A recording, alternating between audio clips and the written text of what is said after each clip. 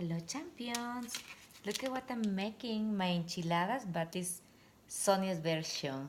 Okay, it's with a turkey wrapped in crepes, like this, organic, very low calorie, and Columbus turkey.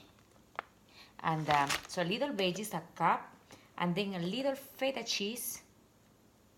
And my veggies that I cook it, that veggies I mix it with green beans, a little carrot, and what else has carrot and peas. Just they sell in Costco, that's mixed.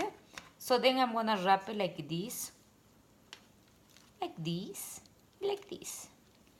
Again, again, like this, and bam! Look at these enchiladas, super healthy enchiladas, very low calorie. Okay, so this is going to be in the oven, maybe for 10 minutes. But I'm gonna wait for my husband to get home. So, yeah, that's it. Simple.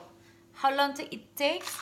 I think less than 10 minutes, right? That is something quickly, healthy, and good protein. Okay? Good luck, champions. God bless you.